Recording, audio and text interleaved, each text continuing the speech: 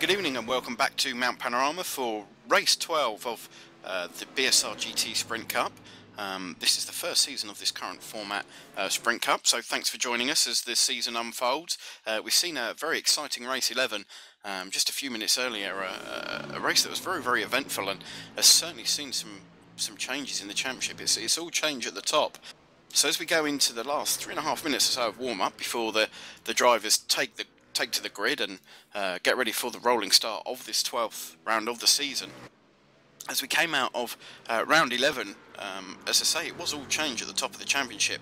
Ruben Velasco now leads the way in the championship. He's jumped up a couple of spots to move ahead of Carlos Foss. Foss, who we saw struggling for pace in race 1, only managed to qualify 19th and ultimately brought the car home in 14th position. Has to surrender that championship lead to Velasco. So Velasco now leads with 270 championship points, 9 ahead of Foss, who drops down to second place. Third place is Juan Jose Sanchez, who jumps up 3 places again, and he's now only 14 points behind championship leader Velasco. So we saw going into round 11 a gap between the top 3 of 13 points. We now see a gap between the top 3 of 14 points, but all 3 of those positions have changed. So everyone in that top 3 has moved around. 4th place is Fabio Gonzalez. 5th is Giancarlo Jaraquai, racing tonight in the McLaren, nice to see. 6th is Team Extreme's Michael Stephen, who moves up 1 place, as does Sylvain Pomerade behind him in 7th place. In 8th place is Linus Bostrom. Didn't have a great run in that first race, Linus, so hoping to take advantage of that consistency that he's been relying on all of this season.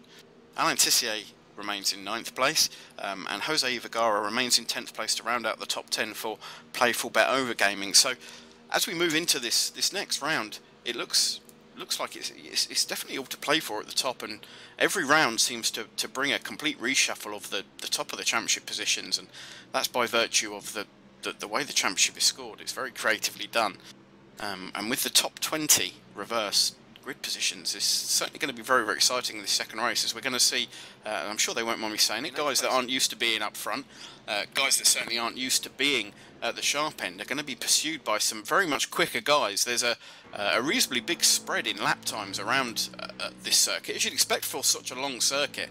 The spread between first place and 20th place in the warm-up session, which is always a good indicator, it's getting on for 4 seconds. So some of the guys starting in 17th, 18th, 19th and 20th position are going to be running the better part of, in race trim, 3.5 seconds, probably quicker than the guys in front of them, and it'll be interesting to see who can hang on to their patience going through the Twisty Mountain section. I, for one, am certainly hoping that everybody can keep it together and we don't add another a name to the long list of corners that are named after people who met at their sticky end here. I'm sure there are people already lobbying for the Sutton chicane or the Lumberg bend, but hopefully that won't happen, but only time will tell.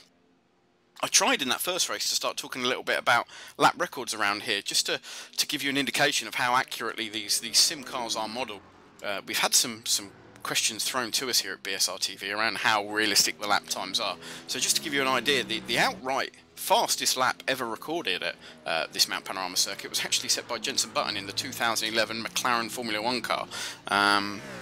Unfortunately, as it wasn't part of a race session, the lap that you set in the MP426 isn't officially recorded, but it still remains the fastest lap run around the circuit, which was a 1 minute 48 second 0.88 lap. And if you've not seen that video, if you search on YouTube for that video, there's a fantastic video of Jenson Button and Craig Lowndes swapping cars and romping around this fantastic mountain circuit. And Button was certainly fairly confident that with a little bit of testing, he probably could have taken 5 seconds off that time.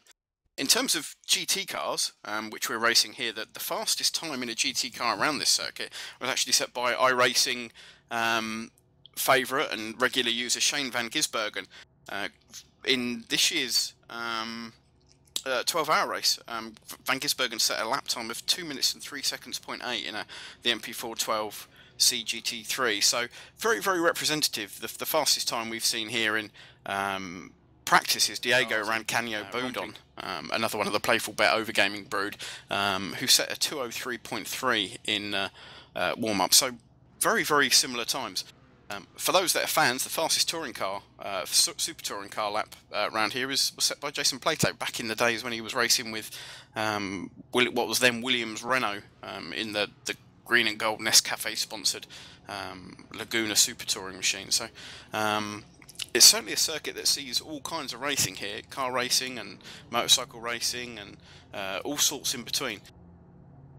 It also holds the fastest recorded time for a street circuit. This is technically a street circuit. All of these roads that these guys run around are public roads, and they are open to the public when there's no racing on. So despite it looking very much like a racetrack, it is technically a street circuit. Anyway, so the cars peel away behind the safety car. I'll just give you a quick rundown of the starting position. So in pole position, we've got Eckhart von Glan alongside him with Steve Richardson. Two guys not used to being at the front. Ellis Stevens in third with William Pinar in the 304 machine next to him. Fifth is Matthew Dalton with Noel Lundberg in sixth place. Seventh is Cyril Thomas. Eighth is Carla Foss looking to get a reasonable result for the evening. Robert Henderson is ninth, and Cedric Finsack rounds out the top 10 with race 1 winner Juan Jose Sanchez back in 20th place. So as the guys come around the final bend and get ready, they'll be looking to pull away as quickly as they can do, and as they stand on the throttle, oh, it's all gone horribly wrong already. There's a lack of patience there, and there's a serious accident at the back, and it looks like we've completely blocked the circuit there. I'm counting 12 cars caught in that, and unfortunately the guys behind that have been caught up haven't been patient, and there are still cars driving into one another, and this is really not what we wanted to see at the start of this second race, but was kind of inevitable. We'll have another look at that at the end of the session, just to try and pick the bones out of what happened there, but it'll be interesting to see how that's shredded the field. We'll have a look at what the official timing says at the end of this first lap, but that's certainly not what we wanted to see. It is, however, what we feared might happen. Kind of inevitable, really, with some very, very quick guys and maybe a little bit of lack of patience, but we'll look at that, as I say, after the race session, and we'll pick the bones out of it and maybe see if we can bring you a couple of replays and let you know exactly what happened. So anyway, back on the circuit, romping away at the front, something I haven't said of this driver, despite the fact he's a series regular, is Eckhart von Glan. And as I say that, there's another accident. It looks to me like it was one of the Team Extreme machines got it wrong on the curb, on the outside right-hand curb, coming into the twisty back section, and I think it may have been William Pinar in third place. Pinar was running in third. I'm not sure if you're seeing a replay behind Steve Richardson, and Pinar's got out on the grass and he spun it around right at the top of the hill going through Skyline, and what that is, he's speared back across the circuit, and again that's taken out 3 or 4 additional cars, completely blocked the circuit, and there are 3 Team Extreme machines completely blocked. So I think you're seeing it again now, and as you'll see, Pinar's just got out on the grass, and rather than getting out of the gas, which you have to do if you get on the grass, he's kept his foot on the gas there, and it spun the car around. He's just inevitably he's bounced off the wall there, and come straight back across the circuit, and taken out very unfortunate. It looks to me like Cedric Finsack, and it's bounced Finsack's car actually over the wall and down the mountain. Yeah, a real shame there. So 2 big accidents on this first lap, so I'll try and keep you in the loop as to what's happening. Eckhart von Glan leads the race by a significant distance from Steve Richardson. Richardson was just in front of that spinning Team Extreme machine. Richardson just ahead of his teammate Ellis Stevens. Matt Dalton in 4th place at the moment. It looks to me like Stevens and Richardson are about to swap places. Ellis Stevens tucks it up the inside of Steve Richardson. Matt Dalton tries to follow him through, doesn't quite make it. Richardson hangs on. Apparently I'm lagging a little bit behind, so sorry about that. I just need to catch up. There we go. So yeah, so anyway, as I was saying, Eckhart von Glan still leads significantly. At the end of that first flying lap, he's 3.2 seconds ahead of Ellis Stevens, and we saw Stevens get past Richardson there, and unfortunately I was lagging behind, but I'm caught up now. Steve Richardson is running in 3rd place, ahead of Michael Stephen in the remaining Team Extreme machine, and we've seen, unfortunately, those Team Extreme machines all over in bits all over the road. Just ahead of Michael Stephen is Ellis Stevens, trying very, very hard to hang on to that second place, and both of those guys are slowly but surely reeling in Eckhart von Glan in the lead. I'll be very, very surprised if that lead at the end of what would be the second real racing lap after all of our adventures earlier on, I'll be very surprised if that lead holds steady at 3.2 seconds. And as we say that, Michael Stephen looks to make a move up the inside of Ellis Stevens, going up into the chase, and he gets up the inside of Stevens, manages to get on the brakes hard, positions his car exactly where he needs to be, and makes that stick, so takes second place from Ellis Stevens. So Stevens now drops into third place ahead of Matt Dalton in fourth place, and Dalton will be delighted to be running quite as high as he is. Nigel Owen, who we saw have some adventures in race 1, is running a very, very strong, what I believe to be 5th position at the moment. I'll give you a full rundown of exactly how things stand as these guys cross the line, and we see the live timing update. So indeed, it's Eckhart von Glan who lost the better part of 3 seconds. If we look back at von Glan in the number 18 machine in the lead, he's now being harried by Michael Stephen, who's now only 0.2 of a second behind him. So von Glan, as we expected, losing the better part of 3 seconds to the guys in front of him. And as we say that, Michael Stephen makes a move up the inside of him, and to his credit, von Glan doesn't defend that too hard, and he's now trying to keep Ellis Stevens behind him. Stevens trying to find a way past before we get up into the twisty section, because he knows that if he's stuck behind Eckhart von Glan going up through this twisty mountain section where it's very, very hard to pass, Michael Stephen in front is going to have the opportunity to build a substantial lead. He's certainly going to be a couple of seconds quicker than von Glan running across this mountain section, and Ellis Stevens will be critically aware that he won't want to let Michael Stephen build any kind of a lead, because Stephen's quite a quick guy, and it's going to be a real challenge to drag himself back up behind him. As we say that, they go past the stricken machine of Mathieu Chevalier, who is just sat up against the wall, finally gets it back into the pits, but it's certainly not getting away from him as far as I thought Michael Stephen would. He's going to be probably a couple of seconds, as von Glan now starts the run down the Conrod Straight. He's got Ellis Stevens behind him, and Stevens certainly will be looking to go past him in the next couple of corners or so. If he doesn't get it done on this lap, he's going to have a hell of a job to make up a gap of 2 laps on Michael Stevens. Stephen being able to run in the clear for those couple of laps, but it looks to me like Eckhart von Glan's doing a fairly good job of defending. As we say that, Stevens makes a lunge up the inside. Von Glan gives him room, but von Glan remains on the inside. Stevens is going to have to yield here. He's turned it ever so slightly tight, bounces off the back of Eckhart von Glan, and unfortunately decelerates more than Matt Dalton behind him can anticipate. Poor old Matt Dalton just catches the back of Ellis Stevens' car. Stevens probably should have given that up a lot earlier. He's hit von Glan once, twice there, and then had to get out of the gas in a big way to avoid a third incident. And Matt Dalton, so close up behind Ellis Stevens there, had absolutely no chance of avoiding Stevens, who right in front of him just completely dropped out of the pace. And all of a sudden Dalton found his windscreen full of the car in front of him, and not really a lot that he could do to avoid that. So very, very unfortunate. This race continues to be affected by accidents and indeed incidents, and the end result of that is Michael Stephen in the Team Extreme machine, the number 305 car, now has a lead of good 5 seconds over Eckhart von Glan. Von Glan has got a queue of cars behind him, and this is it's going to be a natural part of this race, that anyone who finds himself stuck behind a slower driver through this twisty section is just going to have to live with it. So Nigel Owen is now parked right up underneath the rear wing of Eckhart von Glan. Nigel Owen running the 3rd place. Behind him is Vincente Gascon Marti. So Marti continuing his strong run from the first race of the evening.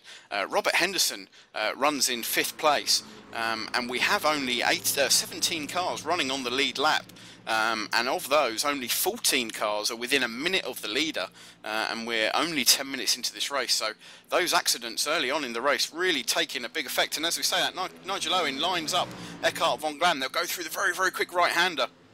at the bottom of the Conrod Straight very shortly, and Owen has positioned his car perfectly to take advantage. He's got that outside line going into the chase. If he can stay wide on the left, he'll give him the inside line going through the second part of the corner, and indeed he does, and he gets the job done. He gets past Eckhart von Glan.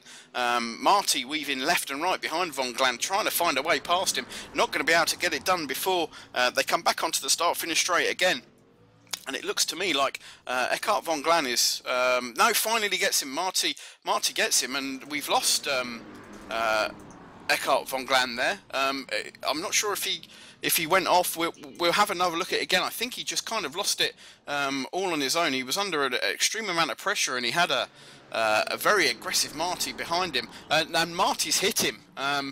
Marty probably should have been a little bit more patient there. We saw him as they ran down into that final turn at Murray's Corner.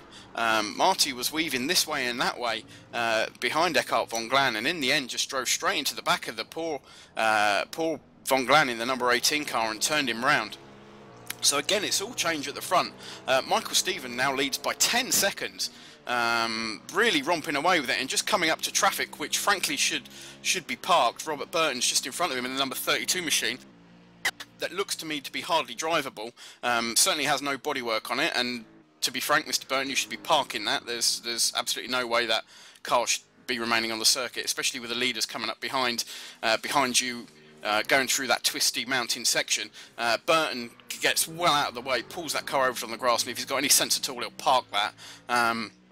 So Stephen now leads by, as I said, 10 seconds from a hard charge in Nigel Owen in second place. Nigel Owen has got Vincente Gascon Marti, who dropped back a little bit from his contact with Eckhart von Glan. Marty running now in third place, Henderson running in fourth. Von Glan has recovered into fifth place and is now being pursued hard by Frederick Batty in the number 102 JCL Sim Racing McLaren. Just behind him is Juan Jose Sanchez, who will be very relieved to have been able to recover to a reasonable position. Sanchez running in ninth place now, just ahead of Patrick Bolster. Bolster in a very bent looking machine. I'm not sure there are many panels on many cars that are pointing in the right direction. So and as I say that, it looks like Frederick Batty in the McLaren MP412C has just lost it coming out of the chase. Again, it just looks to me like he's got his wheel on the outside, his left rear wheel on the grass on the outside, coming out of that bend. It's a very easy thing to do. Yep, too aggressive on the throttle, dropped the rear wheel on the grass, and it's just spun that McLaren round. So again, another car suffering from a problem, and we're seeing attrition as we go back to Michael Stephen, who has seen his lead slashed, probably as a consequence of being caught behind Robert Burton a little bit. And speaking of traffic, he's just passed his teammate Willem Boter in, again, a very bent looking McLaren running a good 8 seconds a lap off the pace, and again that should be parked in my humble opinion. But Stephen charges on now, only 7.5 seconds ahead of Nigel Owen, and Nigel Owen behind him is really getting a shift on. He's pushing as hard as he can in that machine. The last lap of Nigel Owen, Michael Owen, interesting, World Cup's coming up. Nigel Owen was getting on for 2.5 seconds quicker than Michael Stephen. Michael Stephen ran for that fifth lap of the race a 2:07.769. Behind him, Owen ran a 2:05.2. So Owen really getting a move on, and obviously that lap of Michael Stephen being traffic affected, so it'll be interesting to see what kind of lap times these guys are turning when they're in clear air, because certainly at the kind of pace that Owen's running at the moment, he would appear to have, with a little over 12 minutes remaining of this race, the pace to certainly cruise up to the back of Michael Stephen, and Nigel Owen will be looking to put some significant pressure on Stephen if he can do as this race unfolds. So we'll certainly keep an eye on their lap times. Further back through the field, we've got very few cars, as I say, with any straight bodywork on them. The closest battle on the circuit at the moment is again involving Eckhart von Glan, who is defending as hard as he possibly can against Juan Jose Sanchez, but it looks to me like Sanchez has got that job done, and Sanchez and Patrick Bolster trying to find a way past Eckhart von Glan, who quite correctly is racing these guys. They're racing for position, but in the end it looks like Von Glan decides that, certainly in the case of Juan Jose Sanchez, discretion being the better part of valour, and lets Sanchez have that place. But he's still keeping Patrick Bolster behind him, and quite rightly so. As I say, these guys are racing for position, and as I say that, Von Glan has to look up the inside of Juan Jose Sanchez in front of him, and he's doing a great job to keep Sanchez honest here, and he doesn't have to give that place up. And if I was Eckhart von Glan, bearing in mind some of the overtaking manoeuvres he's been subject to in the early part of the race, I'd be looking to hang on to every position I could with all my being, and he's going to have a very, very quick, hopefully patient Patrick Bolster behind him through this mountain section. As we said, and it's no disrespect to Von Glan, and I'm sure he'll take this in the way it's intended. He's not as quick as these guys around him, so he's doing a cracking job to still be running where he is in 6th position, and he'll be doing everything he can, quite rightfully so, to hang on to that 6th position. So if we have a look at the lap time back up front, Michael Stevens still leads, and again he's coming up to lap Cedric Finsack in another car that probably should be parked firmly in the garage. As we say that, Nigel Owen in 2nd place is now only 6 seconds behind, and Owen critically is coming up to lap the teammate of Michael Stephen, Willem Botha, in the number 302 machine, running 15th, running a lap down in a very bent looking machine. So Nigel Owen will be hoping that he can clear that lap traffic in front of him as quickly as possible, bearing in mind that he's got an ever eager Vincente Gascon-Marti right behind him.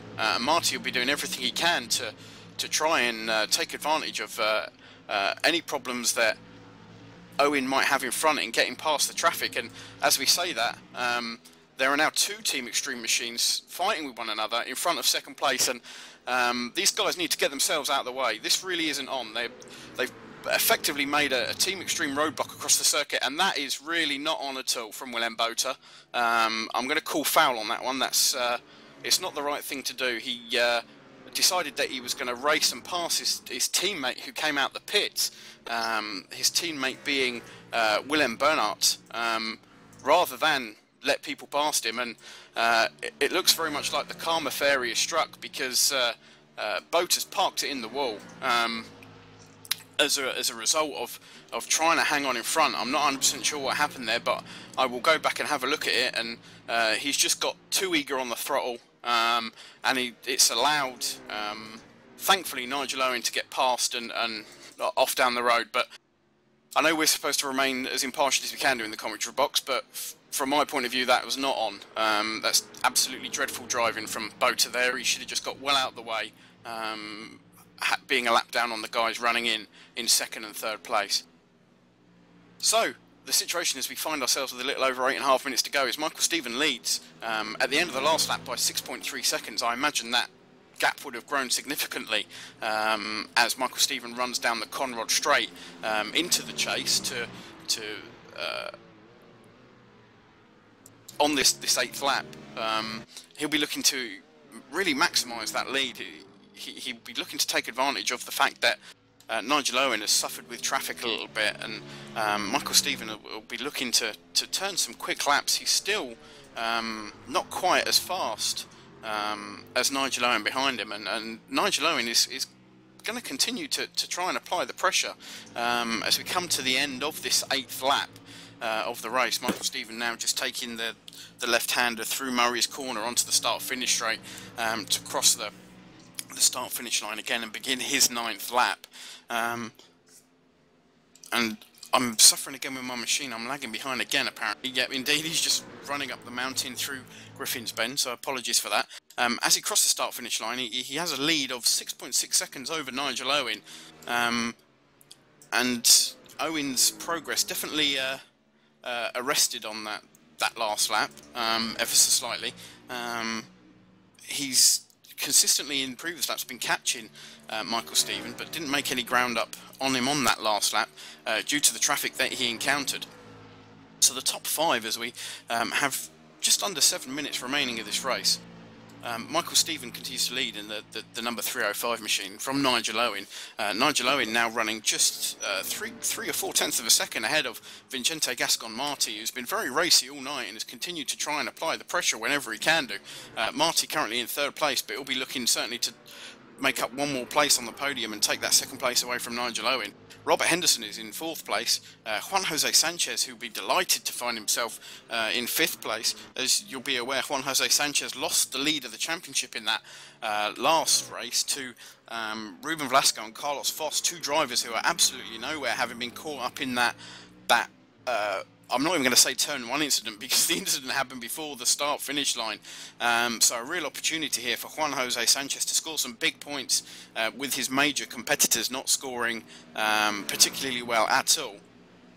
Eckhart von Glan is hanging on to that 6th place, it would appear. Oh no, as I say that, he's dropped down to 7th.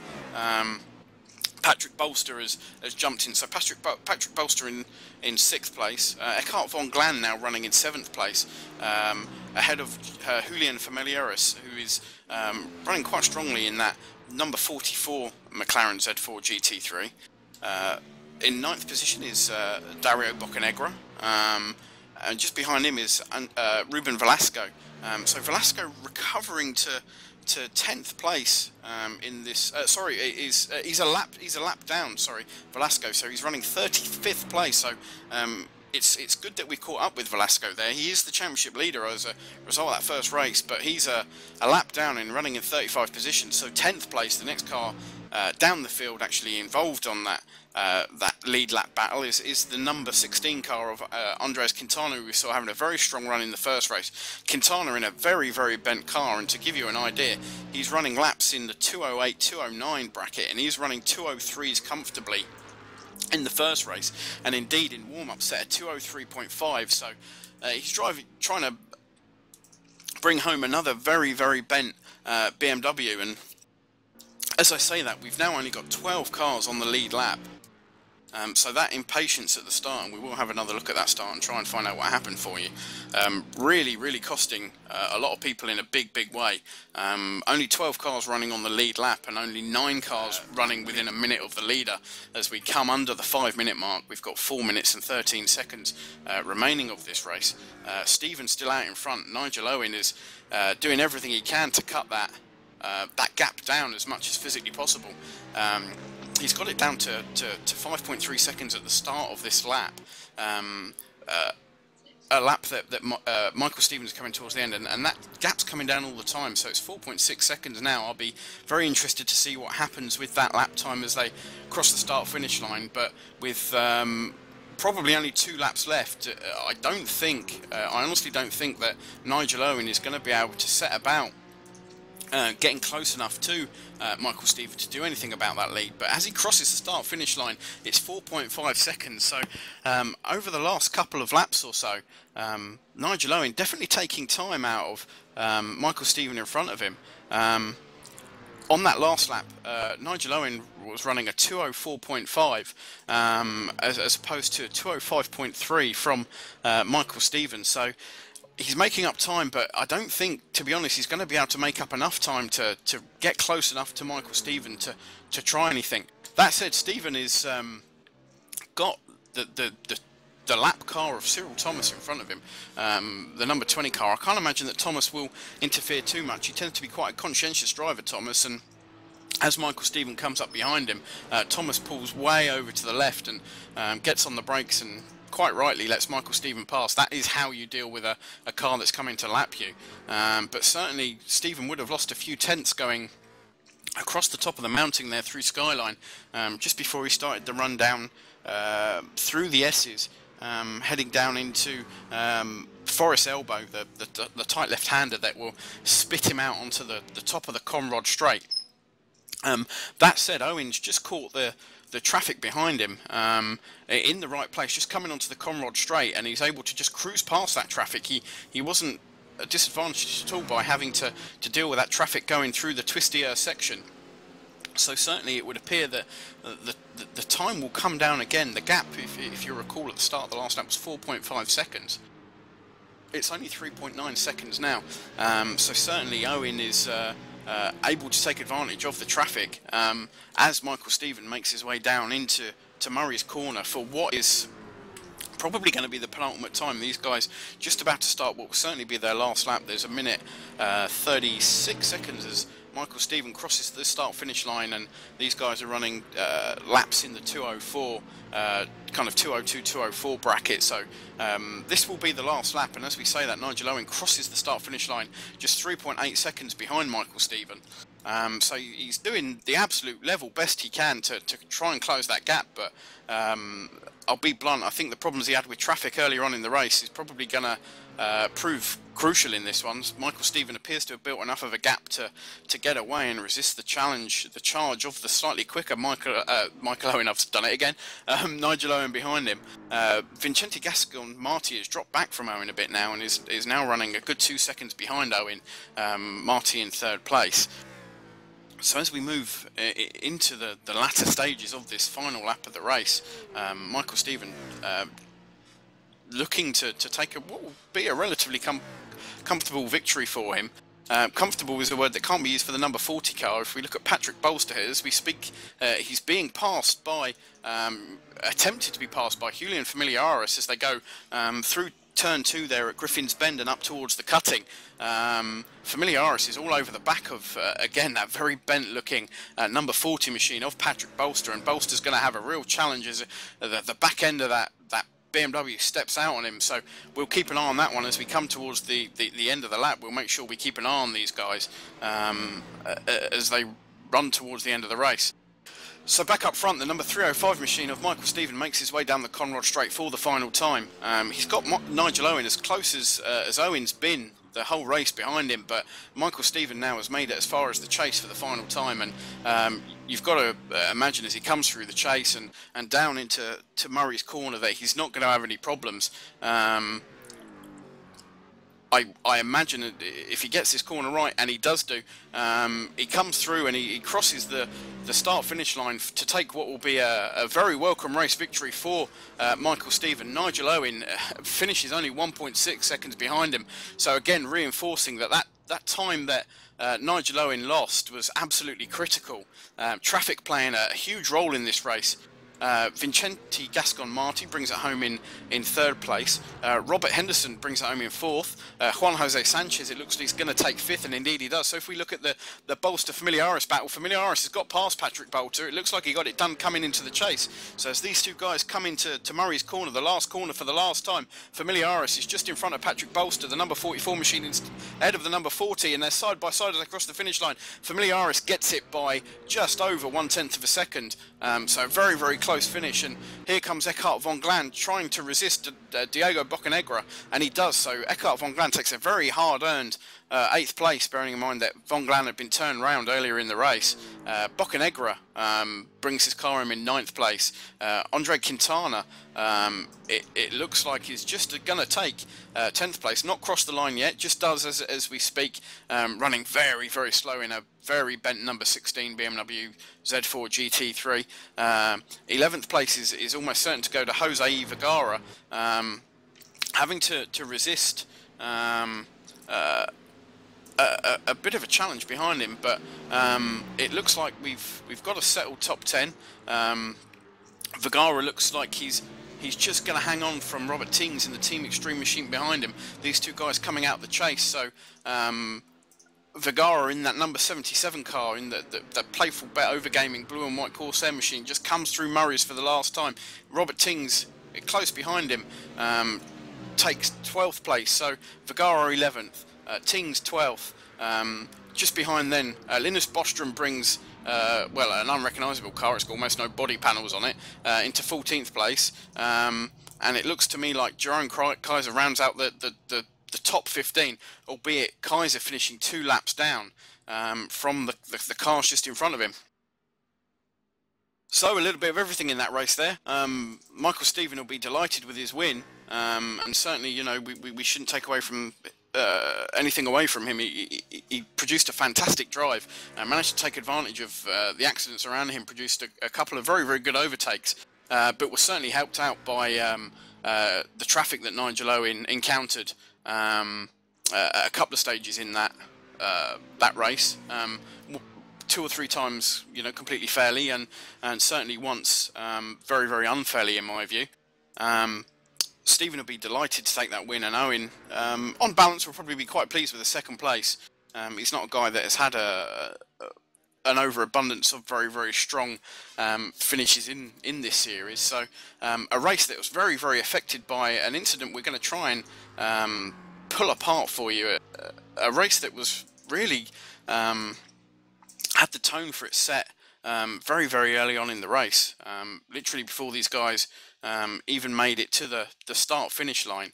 And it looks to me, looking at the footage now, as I do, that the problem started with an incident involving Noel Lundberg and Matt Dalton. I'm going to have another look at that. Lundberg starting in 6th position on the grid, Dalton ahead of him in 5th position. So it certainly appeared to begin very, very high up the grid. I thought, to be honest, having a look at it when it happened, that it happened a little bit further down the grid, but certainly it looks like Dalton and Lundberg were involved. I'm just having another look at it now just to see how involved they were and exactly what transpired. But as they come into Murray's Bend on the pace lap behind the pace car, they're side by side and fairly comfortable, it seems. And as they go around Murray's, it looks like people are throwing the brakes on, and the problem actually happened behind Noel Lundberg a little bit. The guys in front had to check up a little bit to get on the brakes. Cyril Thomas, however, decided that he was just going to go for a gap that was absolutely not there. So Cyril Thomas in the number 88 machine tried to throw it up the inside of Noel Lundberg ahead of him. Matt Dalton being side by side with Noel Lundberg, as they should be. Cyril Thomas was trying to throw that 888 BMW Z4 GT3 up the inside between the pair of them. I'm not quite sure why, to be honest with you. It was a gap that was, well, it wasn't there in the first place and was only going to disappear and get smaller and smaller and smaller as the race started, and that unfortunately led to inevitable contact between Dalton, who managed to continue, and Lundberg, who didn't. And then behind them, everyone from, it would appear, about 17th position, 14th position is the earliest car I could find. So from 14th position back, everyone was involved in that incident. So a race really dictated by what happened before the guys had even got to the start-finish line. We then saw a further incident up on the top of the hill as Willem Botha got on the grass and carried on going, and we can actually have a conversation with one of the guys that was in that first lap break. We've got Noel Lundberg joining us in the commentary box. Evening, Noel. Hey guys, how you doing? Yeah, good. So we were just looking at that incident at the start, Noel, and it looks to me like Cyril Thomas behind you got a little bit carried away on the gas and tried to fire his car up in between you and Matt Dalton, starting just ahead of him, and tried to put his car into a gap that wasn't there, and it looks like he just turned you around, Noel. Yeah, it looks like more of us did hit the throttle pretty early. The front row or the front 2 rows didn't go, and a lot of us did, and we all came together at the same place, and mayhem happened. Yeah, absolutely. You found yourself a passenger after that. In terms of the actual race result, you know, it was difficult then to recover any kind of result, and you know, you along with many other cars, I guess, parked it, and you found yourself ultimately 10 laps down. But I guess it was impossible for you to continue. Yeah, there was just too much damage. Nothing we could do. No racing to be had there, so tried but couldn't make it. It's a real shame. We saw you have a very strong run in the first race. Do you want to just talk us through the first race a little bit, because you were very quick in that race and involved in quite an intense battle for pretty much all the race. Certainly more enjoyable than that race 2. Was it good for you, race 1? Was it enjoyable from your perspective? Yeah, definitely. The first race was good fun. I I qualified 8th, I believe, so pretty decent. I was very happy with that. And then I got into an incident at the final turn, which was unfortunate, but then it was a good battle trying to get through the field back to the front. Unfortunately, I hit the wall at the end and lost, I believe, 6 positions, but it was definitely a good race. Yeah, absolutely. And as a relative newcomer to the series, how have you found integrating yourself into a series? Obviously, there's some extraordinarily quick guys in here. Has it been easy for you to get the hang of what's going on? This quite robust is probably the polite way to put it, quite robust door-to-door racing, or has it caught you by surprise quite how physical it is?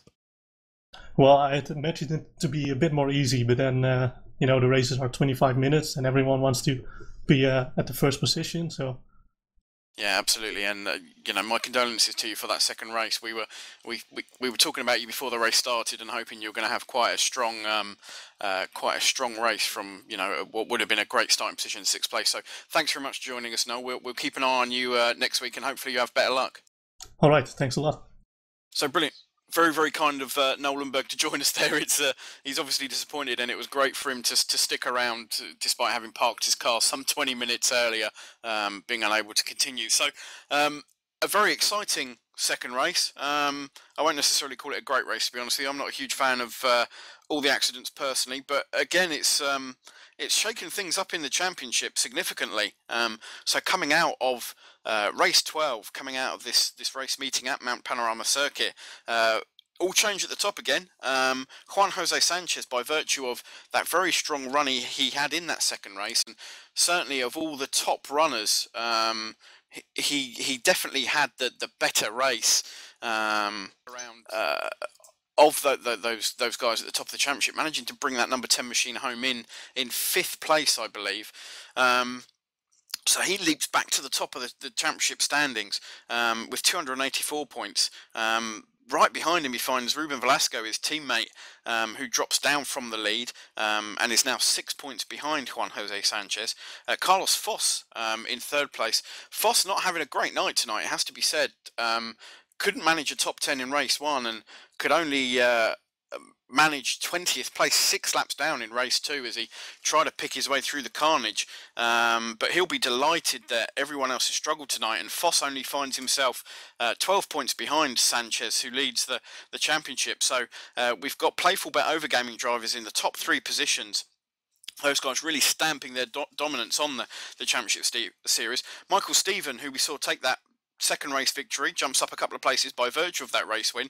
He's now 4th place in the championship, tied with Carlos Foss ahead of him, also 12 points behind the leader, sitting there on 272 points. Fabio Gonzalez is 5th. Giancarlo Jaraquai, who had an adventure in the McLaren tonight for a change, is 6th place ahead of Linus Bostrom, who managed to recover 1 spot from his, I'm not going to say race 1 disaster, but race 1 certainly didn't go the way he would have liked it to. And Linus finds himself 58 points behind the leader, but as we've seen in tonight's racing, it's very, very easy for someone not to finish in this championship. So certainly Linus will be optimistic that he can make those points up. Sylvain Pomerade is 8th place ahead of Jose Vergara, and the unlucky Nigel Owen, despite a fantastic result and jumping 6 places, rounds out the top 10. He'll find himself wishing that he had that race win in race 2. And as I say that, Owen's putting comments in the drivers chat section that he will be speaking to race control and the series organisers about the issues he had with some of the back markers there. So we'll certainly keep you up to date with anything that happens there. Right, so a very, very interesting race. I've probably said enough tonight. Thanks for sticking with me. It's been a bit of a trial sometimes. I had a couple of issues with my machine. It kept lagging behind, so thanks for bearing with me through that. If you're a fan of shall we say, close contact racing, don't forget to join us on Thursday night for the BSR TC, the British Sim Racing Touring Car Championship, which comes to us from Road America this week. Be 3 very, very close, very, very good races here on the BSR TV channel on YouTube on Thursday night. Be sure to join us for that.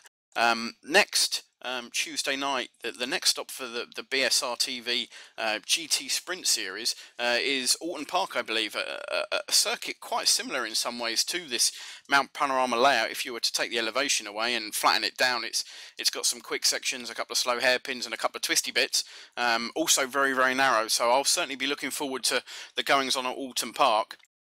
Qualifying will be absolutely critical for that session. Alton Park only has 27 grid slots, so in a race series where we typically see between 42 and 48 cars per race, with a number of cars eliminated in qualifying, it could all change in the championship. If one of the top drivers has a bit of an off day, they could find themselves in a position next week of not being able to compete at all. Hopefully you'll join us then. As I say, I've been Marcus Naris. Thanks for joining me. My thanks go to Laura Bond, who's been bringing you the pictures and screaming in my ear at the inopportune moments when I've been lagging behind and looking at the wrong pictures and telling me who I need to speak to where and when. So thanks for keeping me in line again tonight, Laura. And thanks, as ever, to Steve Richardson, the series organiser. A lot of work goes into arranging this series. As I say, this has been the British GT Sprint Series here on BSR TV live on YouTube. Please join us next week. I'll be back again. Hopefully you can. I'll see you then.